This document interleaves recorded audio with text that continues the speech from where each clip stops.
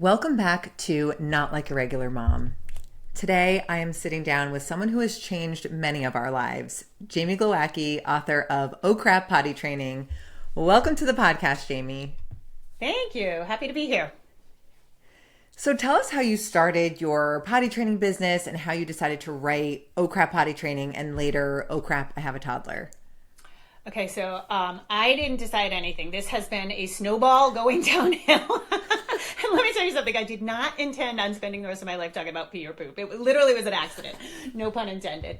I'll give you the Reader's Digest version. So I was a social worker in San Francisco, and I did not have a child. I was footloose and fancy free, and I realized that I worked with dual diagnosed moms. So that means they had a substance abuse and a mental illness, and they were all on disability, and their kids were, I was seeing like 4-year-olds in diapers. And now I had always been the Pied Piper with kids. I was nannying, I was babysitting at an early age. I was a hot commodity for New Year's Eve. You had to book with me 2 years in advance. Like I was a Pied Piper of kids. And so I knew as a social worker, I was like, 4-year-olds in diapers that's too much. So I interviewed a bunch of moms, my mom's age. So for reference, I'm 57. My mom would be 78. And I just asked them, like, how'd you potty train? And there was a common theme. And I took out the abusive practices and I taught these moms who were, mind you, mentally ill in the throes of some sort of addiction, taught them how to potty train. So fast forward to a couple of years later, I had my son. And I was 38. I moved back to Rhode Island to be closer to family, and I didn't like social work, so I opened a secondhand kids store. And the store became a hub of, it was in Providence, Rhode Island. It was by Brown University. It was a hub of all moms because you could buy, sell, and trade your kids' clothes. And so I had a back room where people could hold classes. They'd hold like baby movement classes or moms groups or music together, stuff like that. And so my son turned 22 months and I said, all right, I told all my mom friends, I got my employee to cover me at the store. I said, listen, I'm out. I got to potty train. And everybody, it was my first time in contact with mom culture, and they were astounded. They were like, you can't potty train. He's a baby. He's 22 months. Like, no, you have to wait till he's ready. And I was like, what are you people talking about? Like, I was not on the beat at all. Because mind you, Facebook had just ramped up. My son's now 19 and a half. So we didn't have all the social media. Instagram wasn't a thing. Snapchat, TikTok, none of that. And so I said, you guys are all crazy. And then this came into my mind, which is people were saying he's a boy. And I was like, what does that have to do with anything? Boys are harder to train than girls. You can't potty train a boy at 22 months. And I just was like, you people are crazy. So I potty trained my son. And then of course, all my friends were like, oh my God, how'd you do it? And so I literally started holding like potty parties, like a Tupperware party at my house. I was like, you just do this. Like it's just a commitment and consistency. It's just a process like anything else. And then word got around because I was a hub in my state. People were like coming into my store. How'd you do it? What's the trick? And I was like, what is this with the trick? Like, what's the trick to walking? What is the trick to walking? Like they learn. It's a process. So then I started holding classes at my store and they were selling out. I mean, pretty soon I wasn't even selling clothes. It was like I was the potty training lady. People were coming into my store. I missed your class. Can I get the information? So I wrote it down. At the time, I think it was about 120 pages, PDF. We did not have Kindles at the time, guys. We did not have ebooks. We did not have EPUB. And so, I just put it on a janky website that I did myself, like awful. And it just started like selling. And I couldn't even believe this. This was way before internet commerce, really. And so, at the time, it took so much work. You had to put it through this third party. It was wild. But anyway, and I was like, I don't even know what to do with this. Now people start calling me, pediatricians are calling me, hey, can I print this out for my waiting room?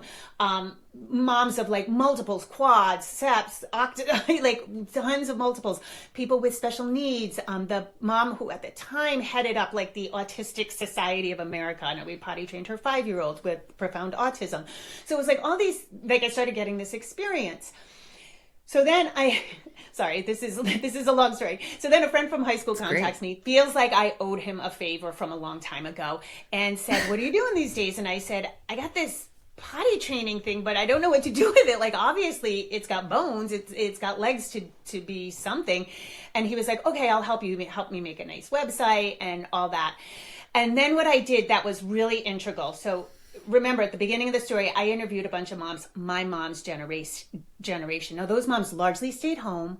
Kids were not a market. You stayed home. There were no sports. Sports for kids, you wouldn't pay for sports. Your kids played pickup at the, at the rec league. You did not go, kids' activities weren't a thing. So staying home was not, that's what you did. You stayed home with your kids. And so you maybe went to the playground, maybe went to your friend's house, but also they didn't work. So at the time when my friend helped me with this website, we decided to do a forum. Forums were really big back then. This was like 2011. And, but what it ended up being was paid research. So when you bought the book, it came with me helping you. And it was wild because now I had moms who were working, of course, dads. Now the workforce changed. You used to get out of work at 5 o'clock. Now I was having people come home at 8 o'clock at night, and like sleep was getting screwed up. And then we're starting to build social media. So parents are really trying to forge a new way of parenting, right? We don't want the authoritarian. We're not guilting and shaming our kids. But here's the wild thing, Michelle. At the time, now I know this, people rage against the first version of my book so hard. I never worked with a dad. Dads still babysat their kids. Dads did not take part in this. This was mother's work. And so it's wild because people will email me. If you have the blue cover, that's the original version. If you have the yellow cover, that's the original version. And so I wrote that for moms because that's all I ever worked with. And dads were like kind of in the way, to be honest. They were thwarting it or like, I don't want to do this. That's your job.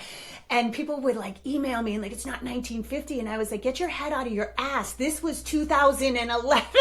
Like, it's so wild to think like where parenting has come. So,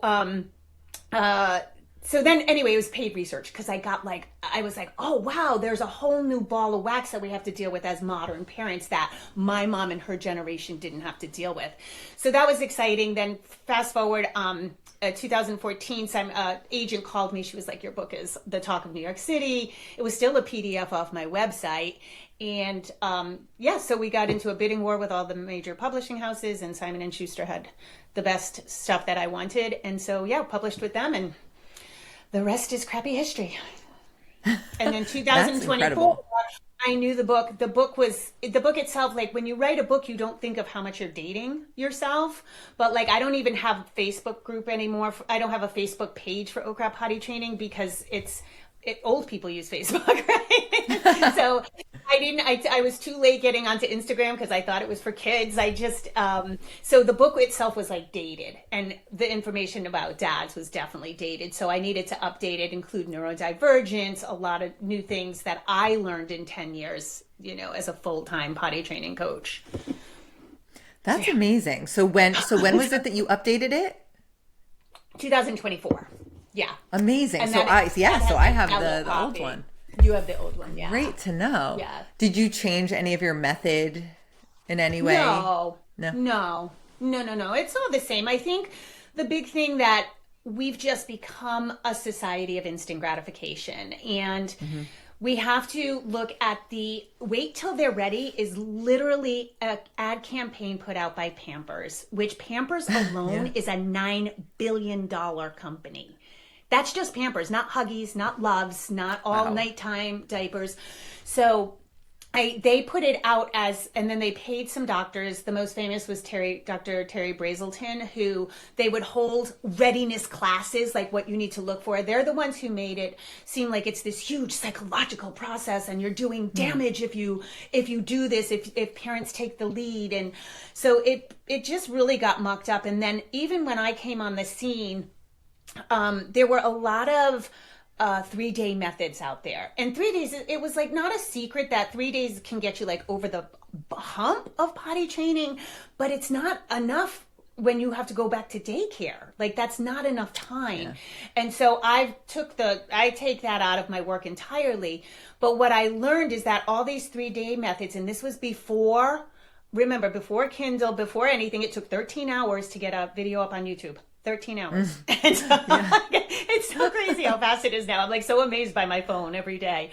But we started realizing AI wasn't in effect, that a lot of these 3-day methods were just people with an idea, and they gave you bare bones. So the whole 3-day thing, if you go look at any 3-day methods, usually you can't really find the author. They might have a nice picture, but then you do digging and digging, and we realized they were just kind of front companies to just sell a product. And now people are doing that with AI. So yeah, it's crazy. That's a mess. That's not great. Yeah. So, but these are the things that have infiltrated us. Like, I hear from parents all the time, it should take 3 days or your kid's not ready. And that is just so false. And this is the only developmental milestone that we put a cap on for every kid. Like, if your kid doesn't tie their shoes in 3 days, they're a dummy. Like, you know what I mean? Like, we don't do that. We don't and we don't walking. I always relate it to walking, because potty training is also one of the few development milestones that we throw our kids out to dry. We pull the rug out from under them. Like, when your kid starts to walk, they crawl. That's so cool. Then they get up on furniture. They start cruising. Then they take their first steps. Oh my God, it's amazing. But they fall. They make mistakes, and they're not ready. Once they start walking, shoot, most of them can't even go on a shag carpet. It's too tricky, right? We don't take them outside uphill on a trail with roots, but yet we think a kid who's potty training should be good in all situations, all the time, and it doesn't work like that. No learning does. And it really irritates me, because when your kid is walking, right, what do? We hold their little hands, right, and we bend over and we walk with them and we assist them. And then if a parent is prompting their child to go potty, people will literally say, oh, you're trained, not your kid. Like, it's the one milestone that we have all these weird things about. And then the flip side is, 2 years ago, this came on my radar. I was being contacted by families with 6-year-olds who the parents are saying they're not ready. And I was like, dude, they're reading. What do you mean they're not ready? What sort of brain development do you think you're waiting on here? And then this year, I was putting out like I was putting it out on Instagram, like potty train in June, if you've got to be potty trained by September. And all of a sudden I was seeing kindergarten teachers coming on going, what the hell? Kids are coming to kindergarten with diapers on. They're not potty trained at 5 and 6 years old. So we just I don't know what is going on. Yeah, that's really interesting. And I think I have this right, that you were a single mom from the start of parenthood. Correct. And how do you think that your personal experience as a mom informed your work with families? Because I feel like you have a really unique perspective. How did it inform? I don't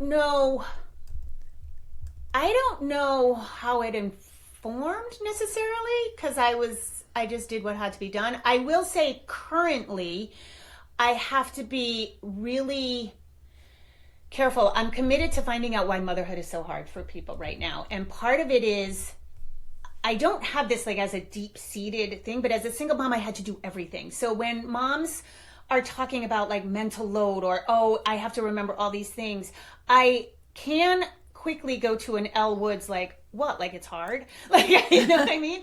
Yeah. And only because I do think single moms, like, you have to do what has to be done. Like, I don't have the option. Yeah. I didn't have the option to complain. I do know, and I'll say this right off the bat, I have to like shout this from the rafters.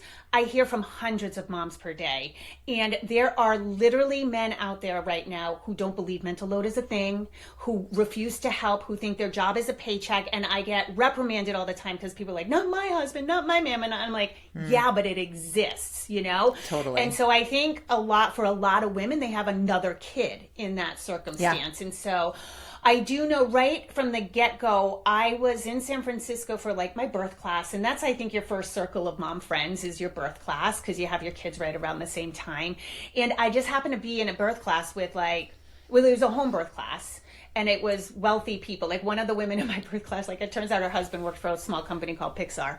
And he was like, started it. And I was like, oh, yeah, you know. So very affluent. And and I did notice right away, even in that small circle of the women being really upset because they were with the baby all day. Husband got home, heavy breadwinner. And the moms were like, here, I need a break. And I remember my mom's like crying, oh my God, he's not taking the baby, he's not taking his fair share. And I was like, oh, that's interesting. I was actually having an easier time of it because I didn't have the expectation. Like I just didn't have it. So I knew, but I also think I got very, very good at knowing what battles not to fight and what battles are integral. Like I gave up a long time ago on, oh my God, my kitchen has to be clean when I go to bed. Yeah, no, I can't do, like, no. Like that's something I had to let go of. But also one of my big, big things is that moms need more sleep. And what we do is we stay up scrolling on phones. We stay up binging on Netflix because we feel like it's me time. I'm not being touched. I just need to chill.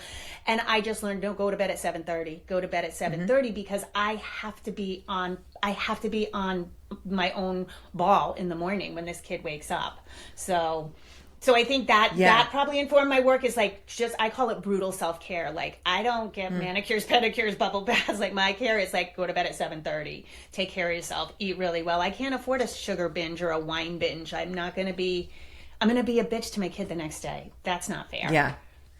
I think that from the outside, at least to me, I have felt that your experience as a single mom has influenced so much. I'm going through a divorce right now, so I'm pretty much I'm pretty much a single mom most of the time. And so I feel like I'm really inspired by how much you're just very efficient. Your methods are very realistic and efficient. And like you're saying, like I don't have someone who's going to save me. And I think, when I was married, it's like the feeling is that, I have someone who can step in, but they, like you said, it's like having another kid. It's like a false safety net. Yeah, often.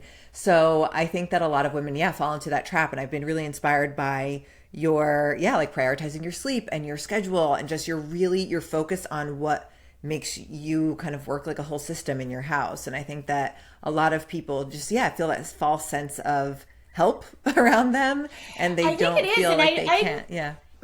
I think also relationships are never 50-50. They're never going to be 50-50. It's 80-20 and who's got the 80, who's got the 20, Yeah. And if you always have the 80, it's a problem. But it's such a tricky thing because I can't fix that. People be like, well, I tell my partner this, and I'm like, I can't tell your partner that. Like, I can't make your partner believe that the mental load of moms is real. Yeah. Right. It's miserable right now in particular. Okay. So let's get into your potty training method. So again, this is Jamie's book. It's backwards. I'm assuming that this is how it's going to show. Oh crap, potty training. So I used your method with both of my kids. My kids are going to be 5 and 9 and it worked. 9 is the best. 9 is the best. 9 is the best. Or almost 9. Yeah. I tell the funniest story. Let me interrupt before my please. My son turned 9. It was the perfect example. We were going to go to the movies, and I said, "What do you want to see?" And he said, "I want to see Paddington Bear or American Sniper." And I was like, "What?" And that's so 9. They're in both worlds. Like I could see the cuddly talking bear movie, or I could also see guys shooting. Totally. Yes. I mean, my son, he's not quite 9, but I really feel like this is where I am having the most fun as a parent, where we played Monopoly the other day. We've been playing Monopoly and we can actually just like have real conversations. I love this stage. 9 to 11, that's the goal. I call that's what we're waiting for because the synapses are firing, but puberty hasn't hit yet. So you get like this golden window of like, and then the puberty hits their executive function and goes, you're like, what the heck happened? And they still want to be around you. It's perfect. I love it. I'm really enjoying it. Okay, sorry. So yes, no, go on. So, okay. So most people that I know end up finding and using your book. I posted when I knew that you were going to come on my podcast, I posted asking people about potty training, and the parents that I spoke to were all using your method. So I feel like most people end up finding it. Can you sum up your method and tell us why you think it's so successful? I think my method isn't a method. I think it's more of a how-to and walking you through every step. And I think when people say method, I actually resist that word. I call it more like a philosophy. It's just like a how-to. Yeah. And I think I walk you through every step. And so method implies a trick. And that's what I try to stay away from. And so number one, any sort of timeline, you enforce, and people will say this all the time, even after reading my book. I know, but my kid was so smart. I thought 2 days would be plenty. I didn't take any time off from work. And I know how hard that can be in our current economy, in our society, but you have to find a good time where you can string together a bunch of days because again, it's not transferable automatically to daycare. So I think that's how it, I think in general, I also, the how-to is only up to chapter 5, and the rest is like, what are common things that go wrong?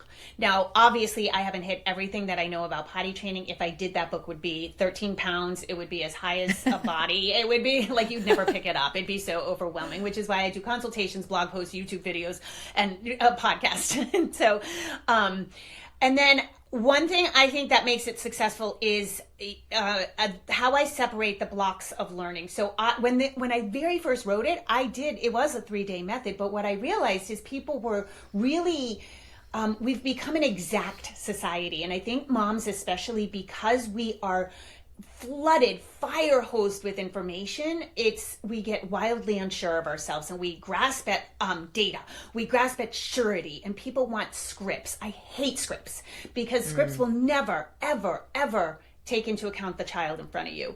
And so I found I had to rearrange things in a way that gave quantifiable data as to how to move on, how to not move on, when to go to the next step. So I envisioned a kid building a tower of blocks. And what happens when the tower gets unstable and falls? Usually there's a couple of blocks still standing. So we go back to the still standing blocks. When was the last time your child was successful? So, and that way I give very concise and quantifiable data as to how to move on to the next step, because that was a huge question before it was arranged in blocks of learning.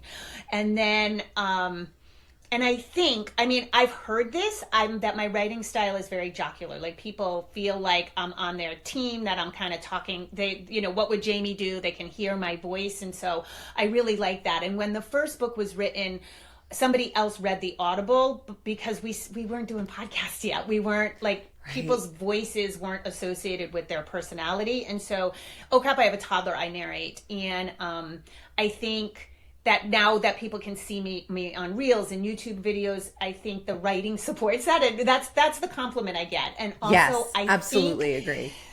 I think that I'm saying what most people suspect. That's another praise I get, which is like, I thought so, but my mom group thinks people should wait till 4, but I thought my kid was capable. And so I think my goal, both my books, all my work, is to get you back to your intuition. And if I could do one thing with all mothers, I'd say get the hell off of social media. Get off. You think it's helping you and it's not. It's flooding you. And go to longer form content, podcasts, books, because they're so overwhelmed with information, and you would think that would help, but it freezes them. I believe that. That's a really good point. So you just mentioned that some moms want to wait till 4. And I know one of your core beliefs is that with potty training is that it should be done before the age of 3. So what's your reasoning there? And what advice do you have for parents who are panicked that they missed that window? Okay, first of all, whenever I mention ages, these are not like the day your kid turns 3, that's it. Yeah. You've messed them up, it's gone. Like, it's not like that. Yeah. And I also have to preface, although this should seem really obvious, is that I'm talking about neurotypical average developing kids. Mm-hmm. My preferred age range is between 20 and 30 months. So 24 months always seems to be the sweet spot. And this is because there's a lull in learning. So prior to 20 months, your kid's still mastering some things, right? Getting a fork in their mouth, walking not like a drunken sailor. They're still mastering these things. And so now between 20 and 30 months, there's a developmental lull. They're going to hone those skills, but there's not a whole lot going on. Now, somewhere around 36 months, and this is give or take, like even in the new version of the book, I've stretched this out. Like, you can go to 36 months. I mean, I had parents contacting me like, my kid is 32 months in a day and I missed the opportunity. And I was like, oh my God, relax. Right. But somewhere around 36 months, a psychological process called individuation happens. So individuation is when your child discovers that they're separate from you. Prior to this, they think you're one. They think when they bonk their head that you feel the pain. You are totally enmeshed with them, which is what has to happen. Now they're separate from you. Now they recognize they're their own person. They have free will and choice. It is the age of three-nager. I love the word three-nager. I wanted that to be the title of my second book. They poo-pooed it. They thought it was negative. Oh. It's literally the exact same process your teenager is going to go through with higher stakes. They have to be separate from you to grow. And so this is the age of the sky is blue. No, it's not. It's green. No, no. Power struggles, negotiations. Suddenly your kid's a little lawyer. Like, and then to put bodily functions on top of this. This is when kids withhold more, start holding. They will get mad at you and pee right, like look you in the eye and pee on the floor. So we just don't want to put that on top of this personality. I call it blossoming personality. It's a fun age if you're not in a power struggle about bodily fluids. The other thing is we have to remember that kids control so little in their lives, and this seems impossible because it feels like we are so whipped by them. Because, no, let me cut the banana the right way. No. Like we're constantly like, and everything we do is for our kids. We go back to work so we have money for our kids. Everything we do is for our kids, but they actually have so little control. They control what they put in their mouth, they control what comes out of their mouth, and they control their bodily functions. And so we don't want to put that on top of a developmental process that is ornery by nature. And so yeah. And I also just think, so when we're potty training, we're not teaching your child to pee or poop. We're teaching them where to put it. And that's the socialized behavior. But if you think about this, and this, I don't think that EC is, personally, I just don't think it's very realistic for working parents, but I know there are a lot of working parents who do it. So EC is elimination communication, which is infant potty training, which is going from birth, which is what a lot of the globe uses, that children do show a sign, you have to be attuned to it. And I just think we're too rushed in our society. Parents aren't attuned to when their child's actually ready for potty training, so anyway, that'd be a whole nother podcast. But we actually give them the diaper. We teach them that this is the place you pee and poop in. So now we have to unteach that. And I think we forget that. It's not natural to soil yourself. We put that on them so we don't have a mess, right? Wow. So we have to take it from that point of view too. And it's a habit. If you think about it, it's a habit. So do you want a 2-year habit or do you want a 4-year habit? Which is going to be harder to break? The 4-year habit. So that then it becomes a bigger deal. The other thing when you wait, number one, waiting till you're ready, I already said, is a Pampers campaign. So you've bought it hook, line, and sinker if that's what is happening. Number two, I always ask parents, what does ready mean to you? So a lot of parents think their kid is going to one day up and say, I'm all set, I like underpants, and they're all fine. Now, I hear occasionally about this. I've never seen it in person, so I have my doubts. I think it's like labor pains, people forget. But so a lot of parents will be like, I don't know, I'll just know, or I don't know. And so I say, yeah, then you're waiting for something that you're not even sure what signs you're looking for. So in my book, I say what we want to look for is your child capable? Not are they ready?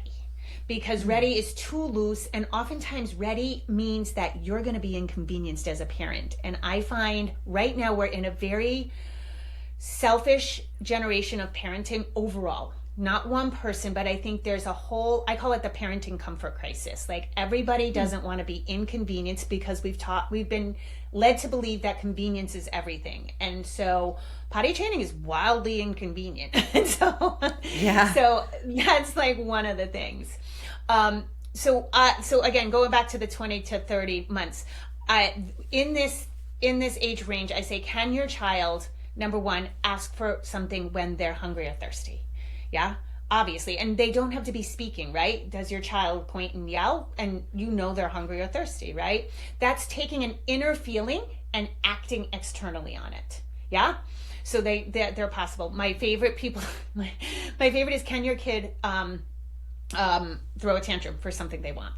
And people go, well, yeah, obviously they're really good at that. Yeah. So what is that doing? That's acting on an internal feeling and an external, like, I want it, I'm going to try to see if I can get it by screaming.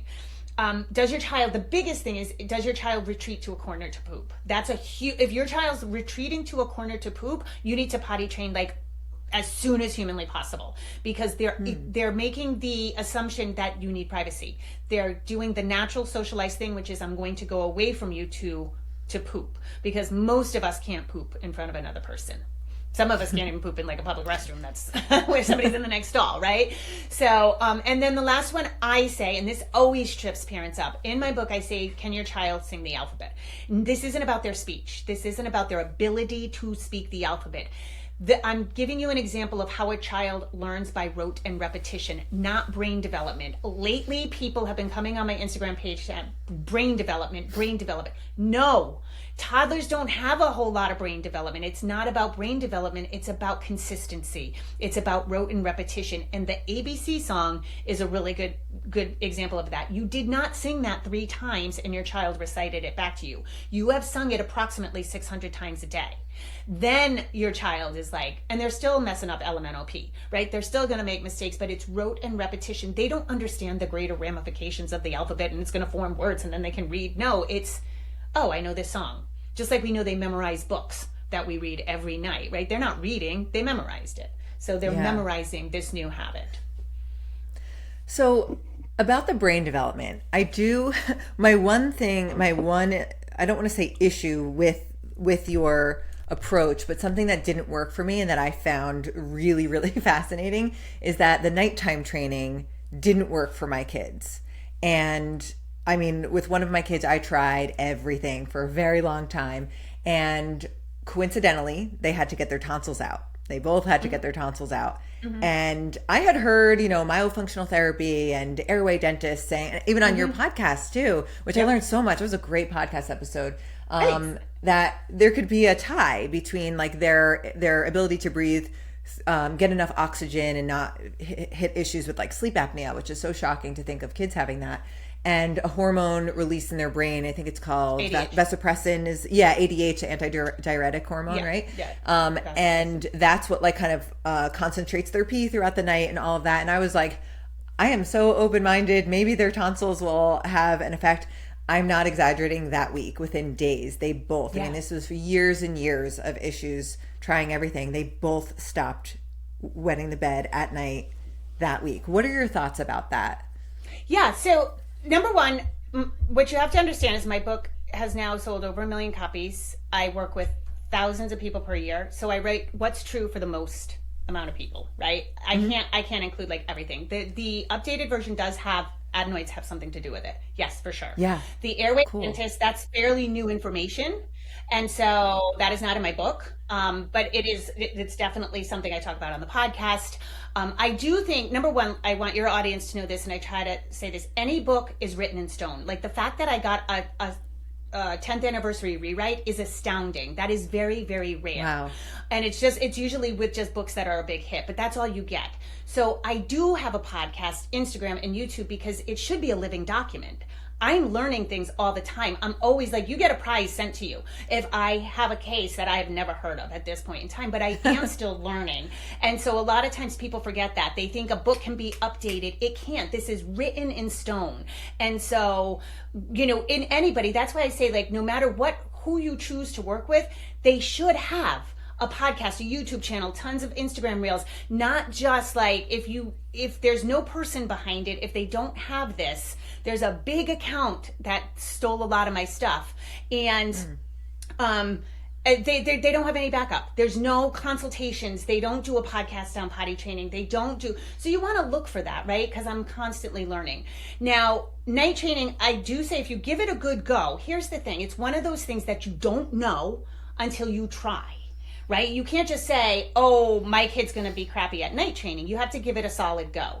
If you are crying about this, if you have tried everything, re-diaper. I'm not saying that there were never kids who were bedwetters or have issues, but not at the records we have. 90% of my clients are pediatricians with 9-year-olds in nighttime diapers. So somethithing's going on. And so now we look at, I have a night training supplement. All that information is in the new book. So no offense, but that you had that information. Well, you had my current information at the time, right? And so I learned. Yeah. And so one of the things is vasopressin and the ADH hormone. Some kids don't release that. And how that got on my radar is people kept coming to me and saying, my pediatrician said it's the hormone thing. It's the hormone thing. Literally talked to pediatricians who said, yeah, it's the hormone thing. And I was like, what hormone? And they're like, well, I don't know. Like, it was the biggest, game of telephone going on.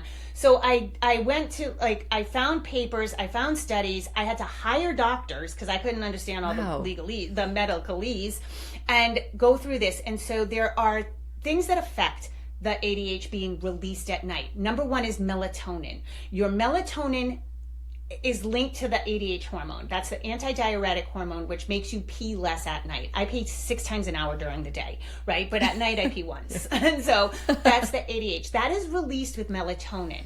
We have a sleep crisis in our country right now because everybody's under LED lights and kids aren't getting to bed. Toddlers aren't getting to bed till 8, 9, 10 o'clock. Toddlers should be in bed at 6:30 or 7. So now that melatonin's not being released, which doesn't release that antidiuretic hormone. So one thing I tell people right off the bat is if you're struggling with night training, what is your bedtime, and start moving it 10 minutes earlier every night till you find a sweet spot. And what that means is usually your kid will be asleep within 8 minutes. That's your sweet spot. Now, the next thing is, do you have a mouth breather? That has to be looked at. Their tonsils and airway dentist. Absolutely. ADH hormone can be conflicted with if you suspect your child has ADHD. So their circadian rhythms tend to be upside down. And so that can be tricky. It can be worked with, but you do have to work a little harder at it. So those are the things that can affect night training, as well as chiropractic. Enuresis, if you do pediatric chiropractic, that can be a lifesaver too for night training. But I always say, give it a go, because it's not, is it going to work or not? It's like, that's where, and I'm going to buck up against you a minute, is like, it's not about it working or not. It's data. Like, okay, my kid is doing something. If Jamie wrote this because it's true for a lot of kids, so maybe my kid's an outlier. What else can I look towards? So I like us to be more investigative, and that's not to let me off the hook, but it's more like recognizing, like I didn't write this in theory. This was written, so what could potentially be going on with my kid? And ultimately, the other thing about ADH is that is literally because of bedwetter. Bedwetters don't release ADH. Now, bedwetting has a genetic component. So when I'm working with somebody on night training, anybody, I don't care if it's your 5th cousin removed, is anybody in your family a bedwetter? And they say, yeah, my husband was a bedwetter. Okay, we have a genetic factor now. Those kids aren't releasing ADH. So how you can tell is you attempt night training, and when it looks, how I say is after 2 or 3 weeks, you cannot get a handle on it, and you're experiencing more than 2 Ps a night, that hormone's not being released. If you are seeing 3 accidents in the night or more, that hormone's not being released. Now, some kids will grow into it. Some kids just have it. And then other kids have to grow into it. So it's not brain development. It's just a growth factor. But what tends to happen, I just kind of lost my train of thought, the ADH. Then there are the kids who are bedwetters till they're 9 or 10. We know that. That has been as old as time itself. The difference is you couldn't go into any Walmart and get a size 10 diaper, making it feel normalized, right? You had to go to a medical supply store. And I don't want these kids shamed, and they do have an exogenous ADH that you can get from the pediatrician. Unfortunately, they won't give it to you until your kid's like 8, but that will release the hormone for 24 hours. So if your kid has to go to camp, if you want them to sleep over grandma's and not have to worry about this, if they have a sleepover and they don't want to be wearing a pull-up, right? What you want to do is support them in that. And then if you have a chronic bedwetter, then it's about how do we support the child without shaming them. And like, this happened to daddy, this happens in our family. We have some medicine, but when you're home, we're going to do this. I don't think you're a baby, but we have to use pull-ups just to stay dry. We want to support the kid. Yeah. I love what you said about how this is data. It's not like this doesn't work. And that's absolutely how I felt about it. I was like, something is different. And one of my kids is neurodivergent and, has like some developmental delays to begin with. And I thought maybe it was related to that. And so I don't know, the airway thing didn't make sense to me. I couldn't understand the connection. And it's it's so funny because I almost forget about that podcast because people are so resistant to it. They're like, no. And I'm like, okay, but you're really struggling with night training. Shouldn't we investigate every option? Plus, that's totally just not good for their health. Yeah, totally. Now I'm obsessed with it. Now I tell everyone, if my friends say to me like, I'm just having a really hard time, when did your kids stop wetting the bed? I'm like, okay, so what method are you using? Like, have you tried this? I think you should see an airway dentist. Like, it's just something that I could not believe that within days, something that was plaguing us for years just stopped completely. I was so shocked. So I had to bring that up because I'm like, I was wondering if, since I love to hear that your ego is pushed aside and you're just like, no, I want to learn. I want to keep learning. I think it's amazing. So that's Yeah, great. it's so hard because people pick up a book and then they think that's it, and I'm like, no, Yeah, no, no, no, no, there's more. Yeah, yeah. totally, totally. So what do you think is like the number one mistake that you would say parents make with potty training? Currently, that this changes, over every couple of years, but currently it's not allowing enough time. Just thinking Yeah. you can do this in a weekend, specifically if your child has to go back to daycare. Yeah, because daycare tends to be like, oh, we'll follow your lead, and that's a lie. Like they won't, or you don't know what that means. You know what I mean? They'll follow your lead to an extent, but I also have found okay, so it really, obviously this has been about a decade. So it started in 2016, and I don't care what people's political affiliations are, but when Trump was elected and we had social media, the division, just that's when we really started to get polarized. And then 2020 we had the pandemic, again a polarizing thing. Now if we look at what happened in March of 2020, and I was right there, we were paralyzed with fear. We've seen the movies, we were going to die. Yeah. We were going to die from the monkey virus. And it was Totally. so scary those first few months, no matter where you were. Now, as time went on and the lockdown seemed excessive and whatever, there was more division. But after, I have really noticed with all of my clients, parenting in general took a real hit in 2020, and it hasn't recovered. And one of the things is, and even currently what's happening in our current events, is moms are getting themselves completely strung out. We have moms with flight or freeze nervous systems, so they're not calm, they're anxious, and this every kid, I swear, after 2020 is now born with a jacked up nervous system. So we have to work really hard to bring everything way down, and that's like my current work right now, is just how to calm our house, calm the chaos, what things you really don't have to do in early childhood that parents kind of think they have to. And one of these is activity. So I'm working with somebody now who sent me their child's schedule, and it is a 27-month-old who has Mozart music class, cooking class, Mandarin lessons. And so all these things, like even sports, like, no, if your kid is sitting in the excrement, let's not go for enrichment. Let's go for life skills. Yeah. And so I think what has happened, I really have noticed in the last 5-6 years, kids are taking longer to potty train. And I think it's because it's a change. And our kids are now on high alert. They are reading rooms emotionally because we are all over the place. And so that's, again, going back to social media, where I think moms are jacking themselves up without realizing it, because social media seems like fun, or, oh, Jamie's saying something cool, or I'm learning. But in between that is a lot of garbage and too much information. So their nervous systems are getting too high. And now our kids are only borrowing, up until 6 years old, your kid is borrowing your nervous system. So whatever's happening for you is happening for them, but it's not going to manifest the same way. So one of the things about potty training, it's a big change. They've been peeing and pooping in their diapers sometimes before their first feeding. And now we're like, okay, let's do this thing. And now we've gotten all the information, all the horror stories, how hard this is, how dramatic this is. Now we're like, no, I got a potty train, I'm so nervous. Like, we don't go into this like, hey, this is going to be cool, like we did with walking. And the kids are like, no, thank you. Like, it's just too, it's like, so I think that is what's happening. And so I've been seeing that it really takes, like, it takes 7 to 10 days to feel like really good about it.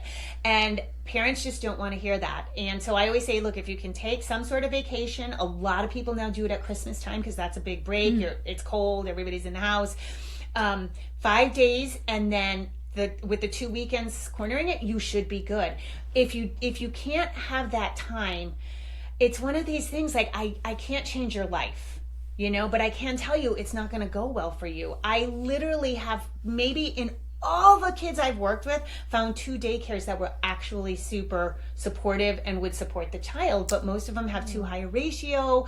They have their own ideas. They think you're too early. A lot of times they just don't want to deal with it. It's a frustrating process. And then the working parents get screwed because preschools demand fully potty trained. Like wiping the butt, managing their own clothes, potty trained. It's crazy. So you really have to take the time. And, it's one of these things. So I compare this in my book. Pascal went to a preschool that was in downtown Providence. They didn't have a play yard outside. So they walked around downtown. He was like 3 years old and knew downtown better than me. He's like, oh, at that library, so-and-so does a reading, and there's where the band plays at noon. And they were kind of like Waldorf Montessori. They were attached to University of Rhode Island's early education. So they had amazing teachers and amazing assistants.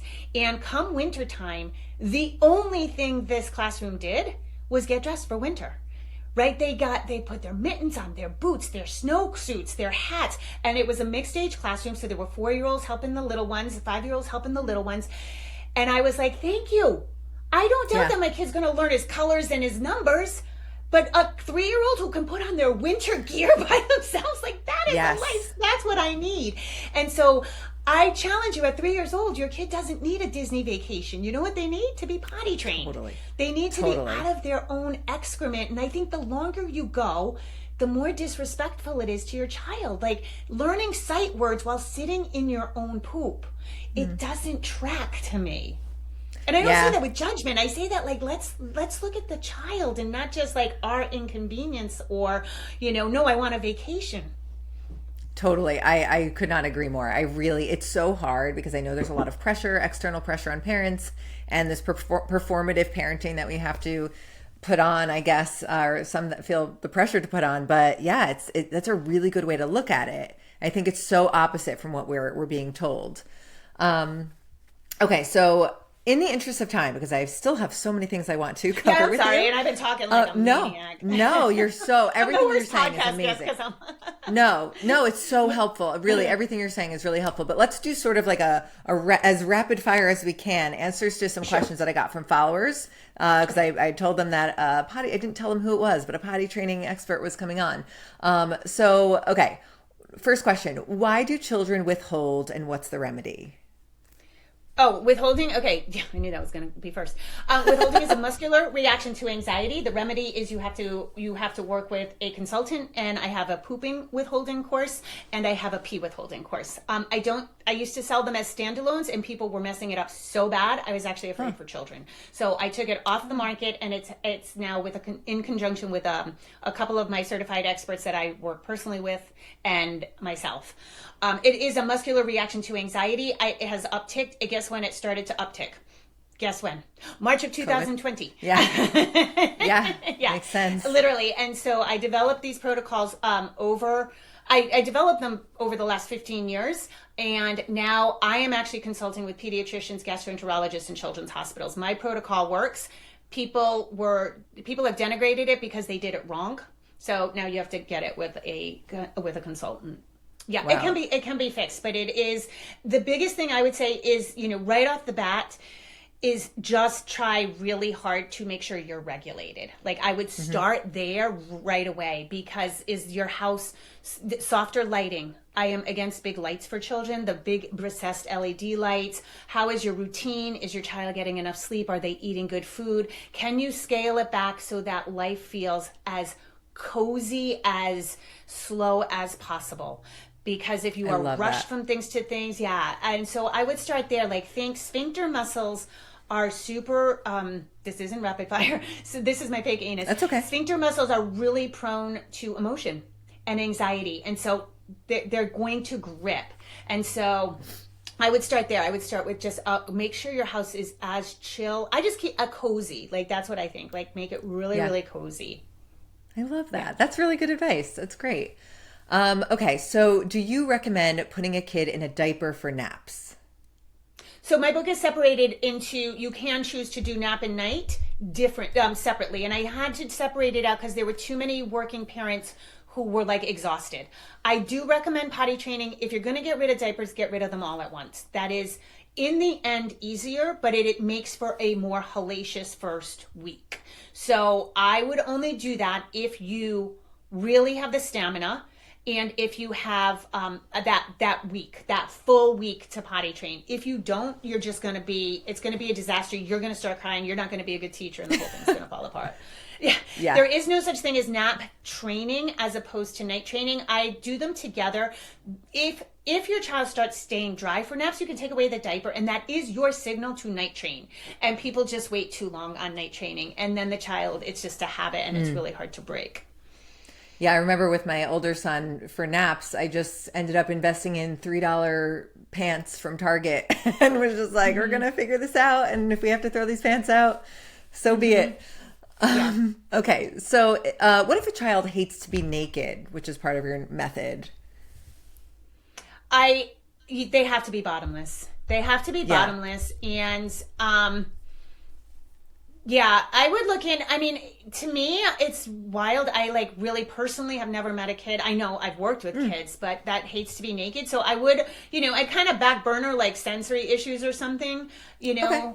Yeah. But they have to be bottomless. I have nothing for you if they're not bottomless. If they have something on their bottom, you will not see when they start to pee. By the time you see the wetness, they will have emptied their bladder and now they are using pants as a diaper. It becomes a habit just like that. Yeah. And it's really hard to go because you have nowhere to go from there. So, I say baby leg warmers, any sort of top, but you have to see when they first start to pee. That's integral on that first day. Yeah. What if a child freaks out a couple weeks into using the potty and starts refusing the potty? I guess, is that withholding? I would try to figure out what happened. So a lot of times they might have fallen in the toilet. This is why I don't have little boys stand, because if they their penis can get caught in the toilet seat. Did they have a extremely large poop that might have done a little tear? Something might have freaked them out. They didn't unlearn. So also, I think what happens is people stay in the process of potty training a little too long. Some people alternately do it too fast. They're like, after day one is successful, they're like, cool, I'm done. Yeah. And they let go of the reins too fast. But then some people like watch what you're doing. One of the reasons I don't recommend potty picture books is because once you start potty training, oh my God, you're going to say the word potty 9,000 times a day. And it becomes too much for the child. This was not on their radar. And now you're like, potty, potty, you got to go potty, potty, potty, potty, potty. Everybody's watching their butt, watching them do it. And it becomes so overwhelming. So I would watch out that you're not over prompting, that you're like, you want to it's hard to just explain because it's such a soft edged thing. You want to bounce in for the learning and then just enjoy your kid too. Like we just get so insane about it that it's like potty training and it becomes too much process for the kid. Yeah. Interesting. But that makes a lot of if sense. something happened, you can remedy that. Like maybe your kid got freaked out. They walked into a public restroom and the Dyson hand dryer was right there and they lost it and they're like, never mind, I'm not doing anything anymore. Or they fell in the toilet. You can say, oh, I know that happened and it's okay now. And, you can address that. Yeah, that's interesting. Okay, so switching gears a little bit, if we can, for a little bit, about your parenting philosophies. I absolutely love your govern, garden, and guide philosophy. Can you please talk about that? Yeah, 0 to 6 is govern, 6 to 12 is garden, 12 to 18 is guide. And this is in my book, I credit Kim John Payne. I heard him say that in a speech that he gave here in Rhode Island. But it turns out it's a well-known developmental framework. Somebody commented this is Islam. They do this in, some people have learned it as cop, coach, consultant. So Rudolf Steiner has a similar thing. It's rough ages, and that is 0 to 6 is governed. So this is where you are establishing your boundaries, establishing your routine, establishing that you are a firm leader. Now, garden comes after that, and if you've laid the right groundwork, now you are literally tending to your garden, and you're not doing so many disciplinary measures. It doesn't become a power struggle because you've sorted that in 0 to 6 with good boundaries and good routines. And then we have 12 to 18 guide, which is now you step back. You're not heavily governing because you will get rebellion, and now you let your child come to you and you have bigger conversations, sex, drugs, rock and roll, you have consent, dating. There's other things that need guiding as opposed to strict rules. What I typically see in my work, this came on my radar probably about 12 years ago, is people were it was as gentle parenting. So gentle parenting was written by I forget the woman's name, but I have it somewhere. But she wrote a book about it in 2016 called Gentle Parenting. She wasn't very clear, though. She wasn't very clear that it meant authoritative. So we have the umbrella of parenting styles: authoritarian, which is what our parents use: boomer, shame, guilt, that kind of thing. Negative reinforcement, not positive reinforcement. And then we have authoritative, which is what gentle parenting was supposed to be. And it is firm leadership, firm but kind. The two most important parenting words you have, firm but kind. And then we have permissive parenting, which is, permissive parenting is lovely. It's out of love. It's not out of neglect. It's out of love, but it's trying to keep your child happy at all costs. And so you end up bending and bending and bending. There are no boundaries. Your child walks all over you. But then what happens is when they get into the older years, now they can't be permissive. Oh my God, what's going to be like, no, you can't be out till midnight smoking a joint. Like you can't be permissive at that, at that age. So now you have to govern. Right. And that's where you get such teen rebellion. And that's why governing doesn't work in the teen years. But what I was seeing is parents were giving kids this gentle parenting misconstrued as permissive parenting. They were giving endless options and choices and my kid won't let me. And I'm like, your kid won't let you. They're two. You could drop kick them across the room. Don't, but you could. Like, how is a 2-year-old telling you two adults what to do? Like, this is crazy. And what I realized is the last time we remember being parented, our thoughts on parenting are usually formed in our teen years. Yeah. When you're 4, you don't go, I wish when I'm a mom, I'm going to do this. No, you do that when you're a teenager. And so we were taking that guide and trying to guide toddlers who don't have a prefrontal cortex. Their executive function is online. Impulse control isn't there. Dude, they're right here. They're not thinking long-term judgment. So then we ended up with all these behavioral problems because children can't have that feels psychologically unsafe. They're going to be all over the place. Behavior is going to be really wonky. So you really want to do the work of governing. And for some people that feels like it's strict or mean. They feel that firm is mean. Or if you hold a boundary and your child throws a fit, oh, it was terrible, my child's crying. Yeah, they're not going to be cool with your boundary. Everybody wants a lollipop for breakfast, but guess what? You don't. Yeah. They're not going to be cool with it. And so we fear that, and we fear big reactions. And a lot of this goes into, again, because we have time problems, right? We're overscheduled. Kids are overscheduled. We don't have time for a meltdown. We don't have time to sit and co-regulate with a kid who's having a tantrum. So that's where we've got to pull everything back in that 0 to 6. I find that parents are trying to jam childhood into 0 to 6. Disney at 3. Your kid is not remembering Disney. They are not remembering Disney at 3. Save it. Say 6 to 12, Halloween, Disney, all these miraculous, these really fun things are so perfect in the 6 to 12 where they really understand it and can have memory. But these early years are really just about you figuring out your boundaries. And this takes work because when your spouse was courting you and you were planning your baby shower and your wedding and your house, you didn't sit down and say, so what do we do when our kid spits at us? What are we going to do? You don't plan those things till your 2-year-old spits it right in your eye, right? So you're figuring this out in real time. What do we do when our kid won't poop for 10 days? I don't know. You know what I mean? And so we have to figure that out together, and it's worth taking our time. And all the fun stuff, sports, activities, all that crap is waiting for you. Don't worry about it. Once they hit grade school, it's coming for you. But right now, just cozy home, slow down.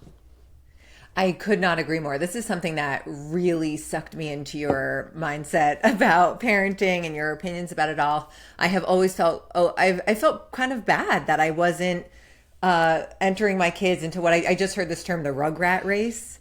It's like the rat race for kids where parents are raising their kids to be very competitive. And to me, it's like the antithesis of community because you're raising these kids to be very self-focused. Yes, sports are giving them friends and community and structure, but it's very self-focused. We had this huge snowstorm, as I know that you have experienced too. And I was talking to someone there and I was like, I just wish there was a teenager on my street I could slip $20 to help me with my driveway. And they were like, oh, well, teenagers are lazy today. And I'm like, I don't think they're lazy. I think they are so overscheduled that the idea of spontaneous help in your community is just not even on their radar. They don't have time for it. They're not raised with those values. And it's something that drives me insane. And my kids, one of my kids, being neurodivergent, it just kind of made getting involved in those activities really difficult. But I think it's sort of been a godsend for our family because like you said, 0 to 6, they should not be overloaded with activities going into sports. My 4-year-old does multi-sports and it's just a bunch of kids running in circles and it's such a waste of time and money. I'll say this and I'm gonna get shit for it and I don't care. Go for it. Under a certain age, it's low effort parenting. You don't want to Yeah. deal with your kid being bored. You want somebody else to take it. You want to sit, and then what I have found, because I coached Little League when my son was doing that. You want to sit and judge the parent who's now on the field disciplining your kid because you're not doing the work. And there is no need. And here's the other thing. I am so anti-corporation. I'm here to tell you, sports is $1 billion corporation. Yes. You are buying into it. This is a money sink, and you have been convinced because the secret fear is that your kid's going to be behind. Your kid's not doing enough. You're not doing enough as a parent. And it is a money maker. And I know there are all kinds of team building things, theater kids, band kids. There are so many ways, community, it's in service. Like there are so many ways to work as a team. And boy, parents though, they love this sport. And I'm a competitive athlete. My kid, I know you have to start at 4. And I'm like, hey, listen, go for it. But then don't tell me I can't help you with sleep problems. I can't help you when you don't have a second to potty train because you think it's more important that your kid bat a ball with a baseball bat rather than sitting in their own poop. But no, it's wild. It's wild. And there are these. I just tell parents, it's coming. Just not right now. Yeah. And I think you were probably one of the first people I heard talk about it like this. These are like adult-led activities. Like kids are not only do kids not know how to be bored because of the screens and instant gratification we have to begin with, but these adult-led activities. I'm so curious what these kids are going to be like when they're older, when they have to lead their own lives and they go to college and there's no adult holding their hand and telling them what to do. I feel like it's so bad. And there's so much weird, deranged, in my opinion, like pride about this lifestyle. Like there was a post my boyfriend sent to me that it was someone on his that he knows on Facebook posted like, I'm a sports mom. We eat dinners in the car and we go to bed at like 2 hours late. And it's like, why are we happy about these things that are really detrimental to our kids and their growth? It is so detrimental, and it's like pride and hustle culture. It's so funny because my son goes to college, he does jujitsu, and he works. And so last night he didn't go to jujitsu. He came home from work, and I just wanted to fall asleep. And I said, dude, fall asleep. And he's like, no, I still need to. And I was like, your worth is not in your productivity. You're exhausted. Go to bed. It's the best thing you can do for yourself. But I catch myself too is we just think the more we're doing and then I just say, you're not my audience. If you are proud of eating in the car and going to bed late with your kids, have at it. I don't know what to tell you, but we have teen suicide is through the freaking roof. And everybody blames social media, which is a huge component, but nobody talks about academic pressure and kids being in 3 different sports leagues. And as a coach, I would see kids come in late and they wanted to do batting practice. I was like, you missed that. They wanted to leave early because they were in 3 different sports. Right. So it's a very selfish. I don't even know what to do with that. I just feel crushed for these kids because these kids have migraines. They have eating disorders because you're just keeping them on this hustle. And like, it's so weird because like I deal with parents who are like, protect childhood. 9-year-olds should still be in diapers and not helping with family chores. And then I got other people who are like, my 2-year-old takes Latin. Like, you know what I mean? Right. And I'm not judging other parents because I know there are, like I said, there are these external pressures. And, you know, the idea I think in the back of our minds is like, oh, college is so expensive. Maybe they can get a sports scholarship. And it's just 1%. probably not happening. 1%. Yeah, it's like 1 or 2%, right? Yeah. Yeah, your kid's not getting a scholarship. And I do understand. I'm not judging either. Here's where my work has really shifted. I want you to be aware that these are all choices you can opt out of, because I think what happens with social media in our current society is we think we have to do this. Like I literally told, it was a couple years ago that I stopped doing Christmas cards, and I told my audience and they were like, you can do that? You can do, like, you know, we start to think there are societal rules. I told people, it's okay if you skip a year of your family photo if the kids can't handle it. And they're like, you can do that? You don't, like, there's so many things that we put pressure on that we think we have to do. And so I'm just letting you know that you don't have to do this. Your kid's going to be fine if they don't start soccer till 6. They're going to be fine. And it's money sucking, it's time sucking. And for me, it just takes away time that you could be connecting with your kid. You could be in the kitchen. Everybody knows having a 2-year-old help cook dinner takes 3 hours. But we can't have the 3 hours if they're in soccer, which is really them all just chasing the same ball and running. You know what I mean? So it's I fear for the things they're missing out on. Good sleep, good nutrition, good connection, good big play, and negotiating. Like you said, these kids don't know how to even negotiate a bully because somebody else Yeah. takes care of it for them. And we have, Yeah. we've lost a lot of skills because of organized sports. Yeah. Yeah. Even my kid's pediatrician for a while, their previous pediatrician was just like, sports, you have to get them involved in sports. And I tried, and the sports went till 9 p.m. And I'm like, that's just not going to work for our family. I'm really big on sleep. I'm really big on dinner. And that cozy feeling that you talk about is so opposite of what the sports life can allow your family to have. So it's and like, I think pediatricians are like running off a thing because I think they assume a kid not in sports is at home on the iPad. And so I think they have that really true. narrow vision. And I just feel like there's so many other ways you can play with your kid. And like get that physicality that comes, with sports. Totally. You're wonderful. I am loving this conversation. And unfortunately, we have to wrap up soon. I know. It's always so long.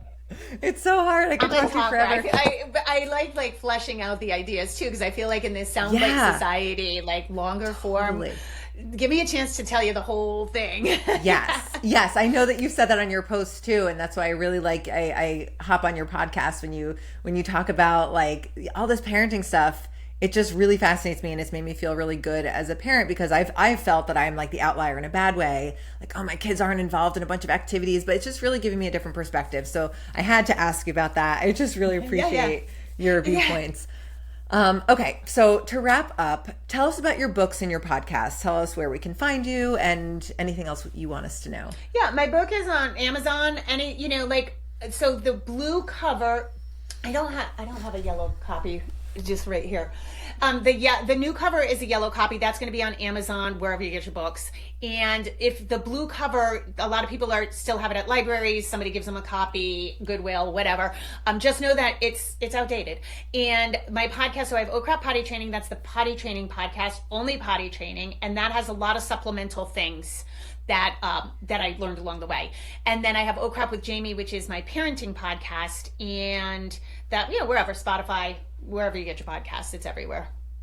I love it. I really enjoy your podcast and your Instagram. Tell us where we can find you on social media. Oh, Instagram is Jamie.Glowacki, and that's all I do. I do YouTube is Oh Crap with Jamie. I'm going to be doing a lot more on YouTube, including like live chats and shit like that, because Instagram is a dumpster fire. Yes. And I wouldn't even I think I'm on TikTok, but I don't have it on my phone anymore. I don't contribute to that account at all because it's, I can only manage. The problem is people ask me questions, sometimes customer service questions or potty training questions, and I can't, there's too many outlets in which you can reach me, and I can't manage it all. So I just stick with Instagram and YouTube for now. And then my website is jamieglowacki.com, and under Get Help, you can see how to book with me, other consultants, and especially if you're dealing with poop withholding, you need to fix it because it will escalate. It really, you need to attend to it. It can be tempting to think like, oh, I'll just give them one more day. And then pretty soon a year's gone by and it just gets worse. It's called encopresis is the medical term. Interesting. Okay, great to know. Can you share one amazing piece of parenting advice? A quick little piece of advice that you love? I always usually end with potty training this isn't a measurement of your parenting. Like separate yourself. Your child's achievements are not yours. And so when we can separate that out, we can let them blossom. But too often we become a performative society because of Instagram and in social media. And so my kid did this, my kid did that. Yeah, your kid is a wonderful person, whether or not they get a medal or an honor thing or something like that. And so, I would say that. And honestly, the best parenting advice I can get off of social media or get a brick device. Learn to manage your social media use, and that will help you a lot. It's just too much information. I love it. That's wonderful advice. Thank you so much, Jamie. This was such a great conversation. Thanks for having me. Thank you. Sweet. Okay. So you can follow us on Not Like a Regular Mom podcast on Instagram for now, and we will see you next time.